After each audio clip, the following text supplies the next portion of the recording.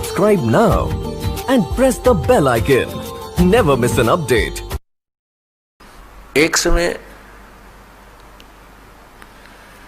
एक सिमली नाम की लड़की थी और वो किसी गुरु से उपदेशी थी। आस्था भगवान में गणी थी और प्रारंभ से ही ये ऐसा रहा है कि जगत और भगत का आपस में मतभेद बना रहा और जिस कारण से भक्तों को बहुत कठिन यातनाएं सहन करनी पड़ी। संसार की रीतियां, सांसारिक जो परंपराएं हैं वो यहाँ इस काल के जाल में रहने के लिए व्यवस्थित है, एक व्यवस्था है। और जो लोग परमात्मा से परिचित नहीं है वो इन्हीं में व्यवस्थित है। उस लड़की की बहुत आस्था थी। नगर के बाहर एक साधु का आश्रम था। वो लड़की उस महात्मा को आहार करा के आती थी, उनकी सेवा भी करती थी और शाम के समय अपने घर आ जाती थी। कुल के लोगों ने, परिजनों ने बहुत कुछ प्रतिबंध लगाए लेकिन लड़की नहीं मानी। उस सिमली का एक भाई था, मंसूर नाम था उसका। उसको अन्य व्यक्तियों ने कहा कि आपकी बहन शाम के समय और गैर टाइम को वक्त जाती है संत के आश्रम में। देख ले भाई, इज्जत का सवाल है और पूरे नगर में चर्चा चलती है अपनी बहन को बनाकर। अब मंसूर ने सोचा भी पहले ये देख तो लूं वास्तव में वहां उस आश्रम में ऐसा क्या है। इस दृष्टिकोण से जब उसकी बहन शाम के समय प्रतिदिन जाती थी साधु का भोजन लेकर, जिस दिन घर वाले भोजन नहीं देते थे तो वैसे जाती थी, उनकी सेवा कराती थी, कोई कपड़े धोआती थी, कुछ देर उनकी चरण दबा देती थी। अब मंसूर ने, भाई ने सोचा कि सीधा संत से बोलना अच्छा नहीं होता।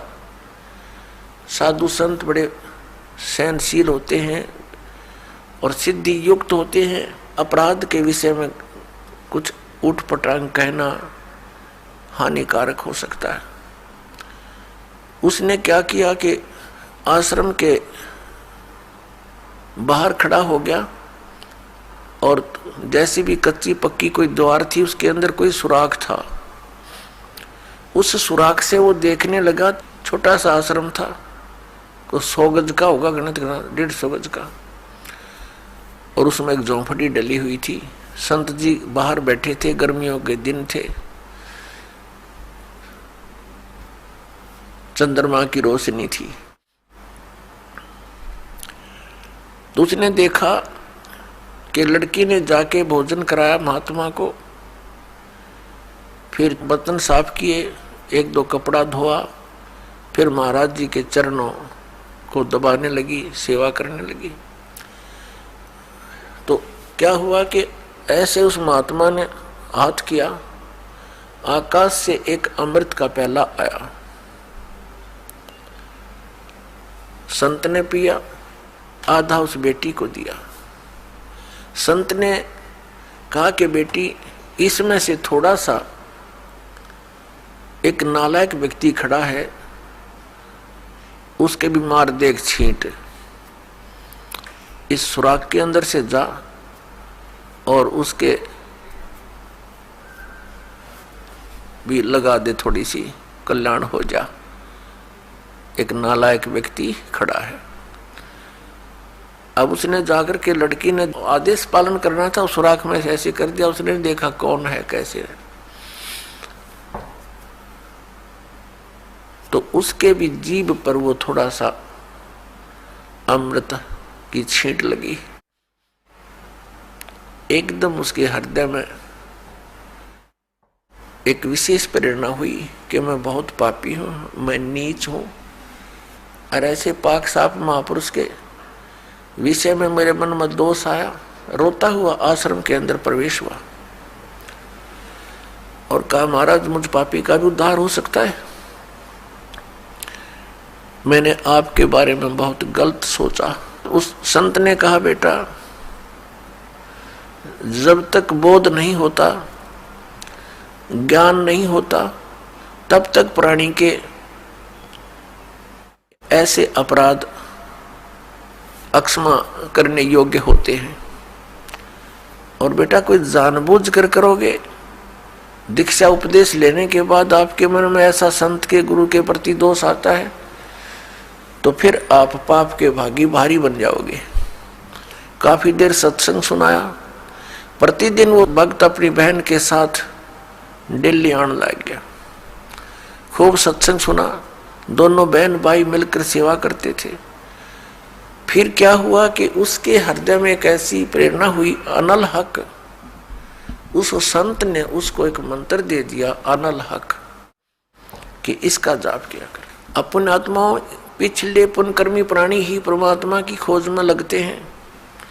उनको ही इतना शीघ्र इन बातों का असर होता है, संत के वचनों का। तो महान पुण्यात्माओं में से एक था मंसूर, और संत की कृपा से उसके पिछले पुण्य स्टार्ट हो जाते हैं, उदय हो जाते हैं, और वो प्रेरित होकर के वो भक्ति प्रारंभ कर देता है। जैसे एक फॉर एग्जाम्पल, जैसे कोई कटोरी में घी डाल रखा है, उसमें एक ज्योति भी रखी है, और वो ज्योति जला रखी थी, बुझ गई, घी भी है उसके अंदर, बनी बनाई बाती भी उपलब्ध है। एक सीख लगाने की आवश्यकता है, वो जग जाएगी।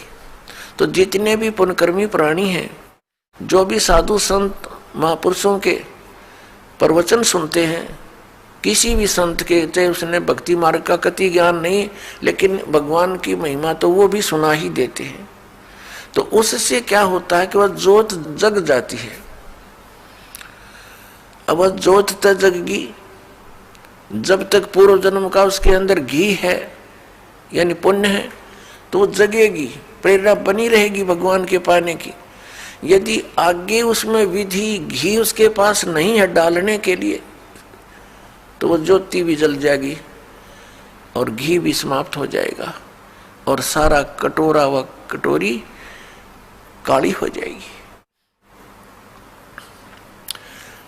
तो पुण्यात्मा उस अनल हक मंत्र के गुरु जी ने दे दिया, जो मंत्र देना था उसको। अनल हक का अर्थ होता है अहम ब्रह्मास्मि, मैं ही ब्रह्म हूं, मैं ही परमात्मा हूं, अनल हक। हालांकि ये कोई मंत्र वंत्र नहीं था, लेकिन उस मंसूर के अंदर वो पूर्व जन्म का घी और ज्योति रह रही थी, वह जगगी। अब उस मंत्र से भविष्य में तो कोई लाभ उसको होना नहीं था, क्योंकि वो चार्जर ठीक नहीं था। पूर्व जन्म की बैटरी से उसमें इतना प्रभाव था, इतने पुण्यों से, कि उसने अनल हक कहना शुरू कर दिया कि मैं ही परमात्मा हूं। अब भोली आत्माओं पुण्यात्माओं को जैसा भी गुरु ज्ञान देता है, वो तो दृढ़ होते हैं।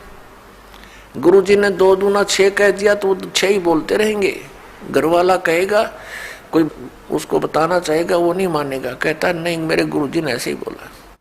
तो अबोध बच्चे ऐसे ही होते हैं। इस बात का ज्ञान पूरे मुसलमान धर्म में हुआ, क्योंकि वो मुसलमान धर्म से संबंधित था, और मुसलमान धर्म ये मानता है कि जीव ब्रह्म नहीं हो सकता। वैसे तो जीव ब्रह्म हो ही नहीं सकता, ये तो अंडरस्टूड है। जीव तो ब्रह्म है ही नहीं, ब्रह्म अलग है, जीव अलग है। ब्रह्म मीन भगवान, जो जीव का भी उत्पत्ति करता है। लेकिन मुसलमान धर्म ये मानते हैं कि पृथ्वी पर परमात्मा नहीं आ सकता।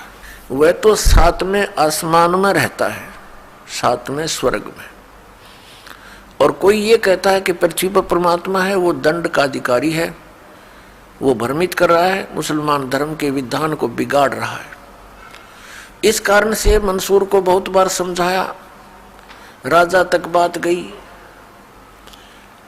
बहुत कुछ कहा लेकिन नहीं माना, अनल हक करता रहा। उसको कहा कि तू ऐसा मत बोल। अब साधु को तो कोई बोल नहीं सका था कि वो क्या मंत्र दे रहा है, लेकिन पब्लिक के अंदर जब बात आ जाती है तो वो अपना पूरा जोर शोर से विरोध करते हैं। अब क्या हुआ कि वो नहीं माना तो उसको चौराहे पर खड़ा कर दिया, बांध दिया उसको चौराहे पर। और फिर क्या कहा कि या तो तू अनल हक कहना छोड़ दे, नहीं तो तेरे पत्थर मारेंगे। उसने फिर कहा अनल हक, क्योंकि वो तो मदमस्त हो गया था, अलमस्त हो गया था। ऐसी स्थिति पूर्वजन्मों के पुण्यों से होती है, और भविष्य की भक्ति नहीं होती है तो वो नष्ट हो जाता है उस जीवन ऐसी पुण्य आत्मा का। तो उसको सजा दी गई कि पूरे नगर के व्यक्ति इसको पत्थर मार मार के इसका वध करेंगे। ऐसी सजा दें ताकि और भी कोई ऐसी हिम्मत ना करे। तो सभी लाइन में आ रहे थे और पत्थर मार रहे थे, तू पापी है, पत्थर मार रहे थे, निकल जाते थे। अब उसकी बहन सिमली का भी नंबर आ गया। जब और पत्थर लगा रहे थे वो हंस रहा था, अनल हक अनल हक हंस रहा था। और जब उसकी बहन सिमली का नंबर आया वो भी लाइन में खड़ी थी। तो बहन ने सोचा पत्थर तो मैं नहीं मारूंगी, लेकिन लोक लाज में आके उसने फूल उठा लिया कि मैं फूल मार आऊंगी उसके। यहाँ ये लोग भी ना मेरा विरोध करेंगे और भाई का चोट भी ना लगेगी। उसने फूल मारा, फूल मारते ही वो रोने लग गया, बहुत बुरी तरह रोने लगा। तब सिमली ने कहा कि भाई लोग तेरे पत्थर मार रहे थे, उनके पत्थरों से नहीं रो रहा था और तू मेरे फूलते रोने लग गया। अरे ये कोई चोट थोड़ी लगी तुझे? उसने कहा सिमली ये तो अनजान थे, इनका मुझे दुख नहीं था, तू तो परिचित थी मैं किसके ऊपर फिदा हो रहा हूं। और तेरा हाथ कैसे हो गया नालायक मेरी तरफ? तूने भगवान की तरफ हाथ कर दिया, मैं भगवान के लिए ड्यूटीड हूं और तूने क्या समझा फिर ज्ञान को? न्यू रो रहा हूं, तेरा जीवन बर्बाद हो गया, तूने ज्ञान समझा नहीं बहन। तेरे फूल का मुझे इसलिए दर्द हुआ, तू तो परिचित थी इस बात में। उसके बाद नहीं मरा वो पत्थरों से, कहने लगे या तो कहना छोड़ दे अनल हक, नहीं तेरा हाथ काटेंगे।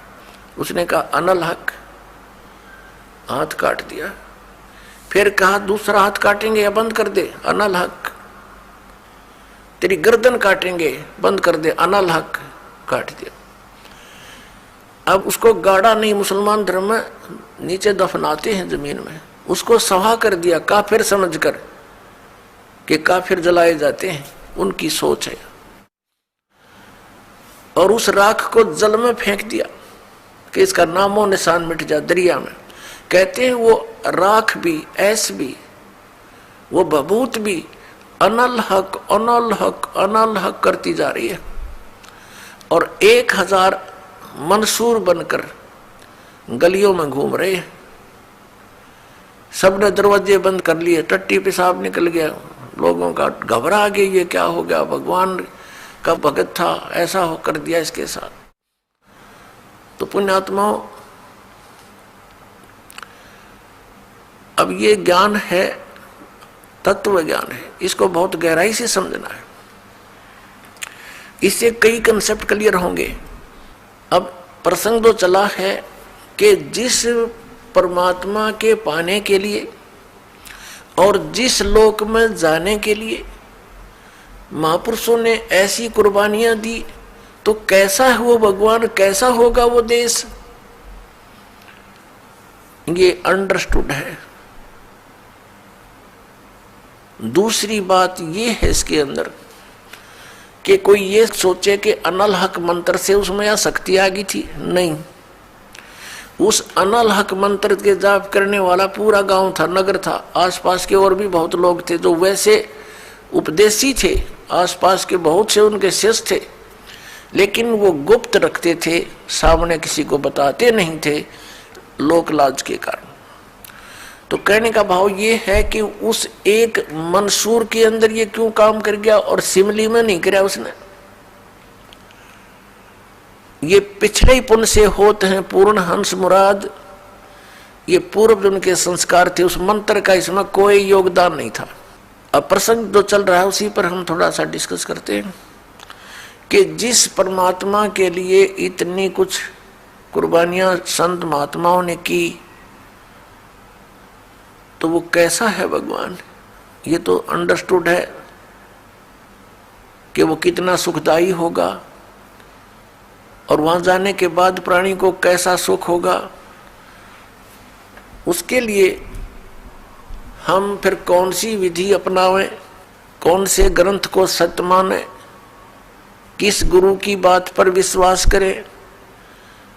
कोई कुछ विधि बताता है, कोई कुछ विधि बताता है, और सभी कहते हैं तुम्हारा कल्याण होगा, तुम्हें मोक्ष प्राप्ति होगी। तो उसके लिए हमने ये जानने के लिए कि कौन सा मंत्र, कौन सी विधि है, वे ऑफ वर्शिप, जो यथार्थ है। अब जो भी संत कोई मंत्र देता है तो उसके उपासक उसको यही मान लेते हैं कि यही सही है। दूसरा बताता है नहीं ये मंत्र ठीक नहीं, ये विधि ठीक नहीं। तीसरा कहता नहीं ये हमारे गुरुजी ने ऐसे बताया है, ये सही है। इसका निर्णय कैसे हो? जैसे किसी अपराध के ऊपर कुछ अधिवक्ता, एडवोकेट आपस में डिस्कस करते हैं। एक कहता है इस अपराध के ऊपर ये धारा लगेगी, दूसरा कहता नहीं इसकी ये धारा बनती है, इसका ऑफेंस इस धारा के अंतर्गत है, तीसरा कहता नहीं इसके ऊपर ये अन्य धारा लगेगी। तो उन तीनों का फैसला कहाँ होगा कि कौन सी धारा के अंतर्गत ये ऑफेंस है? वो संविधान के अंदर देखा जाएगा, और संविधान के अंदर जो लिखा है वो फाइनल है, वो धारा उसी के अंतर्गत वो ऑफेंस है, तो उसके ऊपर वही धारा होगी, और उसी के आधार पर उस पर कार्रवाई कोर्ट में होगी, वो सही है। ठीक इसी प्रकार हमारे पवित्र जो शास्त्र हैं, सदग्रंथ हैं, ये सभी शास्त्र हैं जैसे पवित्र पांचों वेद। चार वेद तो ये वेल नोन है, ऋग्वेद, सामवेद, यजुर्वेद, अथर्ववेद। एक पांचवा वेद है, वो स्वयं परमेश्वर के द्वारा अपने मुख कमल से बोला जाता है। प्रत्येक युग में परमात्मा अपने उस तीसरे मुक्ति धाम से यानी सतलोक से चलकर आते हैं और अपने मुख कमल से उस यथार्थ ज्ञान पांचवें वेद को बोलते हैं।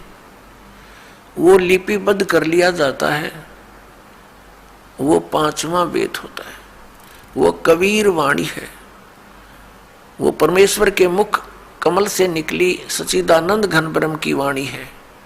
गीता जी अध्याय नंबर 4 के श्लोक नंबर 32 में गीता ज्ञानदाता कहता है कि अर्जुन, जो विधि साधनाएं आपने गीता अध्याय नंबर 25 के श्लोक 31 तक सुनी, कोई कैसी साधना करता है, कोई हठ योग करता है, कोई स्वाध्याय ही करता रहता है, कोई अन्य देवताओं की पूजा करता है, कोई कठिन घोर तप करता है, कोई अहिंसावादी है जैसे मुख पर पट्टी बांध कर नंगे पैरों घूमना, कोई केवल योग अभ्यास हठ योग करके समाधिस्थ होने की चेष्टा करता है, कोई प्राण अपान की क्रियाएं करता रहता है, कोई श्वासों को बाहर निकलते अंदर जाते देखता रहता है।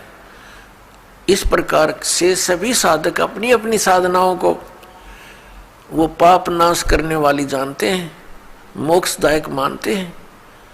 यदि वो इनको गलत मान ले तो इनको छोड़ दे, क्योंकि भिन्न भिन्न साधनाएं और सभी कर रहे हैं और पाना एक परमात्मा को, तो ऐसा कभी नहीं हो सकता। उस परमात्मा के पाने की एक ही विधि है जो हमारे सदग्रंथों में विद्यमान है। तो उसके बाद बताया है कि ये सभी इस प्रकार के यज्ञ यानी धार्मिक अनुष्ठानों की जानकारी विस्तार के साथ, ये चौथे अध्याय के 32वें श्लोक में श्रीमद् भगवत गीता जी में लिखा है कि इस प्रकार के धार्मिक यज्ञों की जानकारी, यज्ञ माने धार्मिक अनुष्ठानों की जानकारी सच्चिदानंद घन ब्रह्म यानी ब्रह्मणे मुखे, सच्चिदानंद घन ब्रह्म की वाणी में विस्तार के साथ कही गई है। और उसको जानने के उपरांत फिर तू सभी कर्म बंधन से मुक्त हो जाएगा। चौथे अध्याय के 34वें श्लोक में कहा कि वो तत्व ज्ञान जो परमात्मा ने अपने मुख कमल से बोला है वो तत्व ज्ञान है। उस तत्व ज्ञान को तू तत्वदर्शी संतों के पास जाकर समझ। वो तत्वदर्शी संत तुझे उस परमात्म तत्व का ज्ञान कराएंगे। इससे एक तो ये सिद्ध हो गया कि गीता ज्ञानदाता कंप्लीट नॉलेज, स्पिरिचुअल नॉलेज नहीं रखता। उसने ऑप्शन छोड़ दिया कि वो यथार्थ ज्ञान उस परमात्म तत्व का 18वें अध्याय के 62वें श्लोक में गीता ज्ञानदाता जिस अन्य परमात्मा की शरण में जाने को कह रहा है, उसकी जानकारी कहते हैं उस तत्वदर्शी संतों के पास जाकर समझ, वो बतावेंगे। गीता ज्ञानदाता नहीं जानता। इस वीडियो के बारे में अपनी राय नीचे कमेंट सेक्शन में हमें बताएं और अपने दोस्तों के साथ ये वीडियो शेयर करना ना भूलें।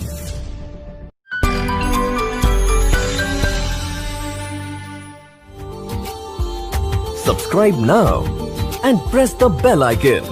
Never miss an update.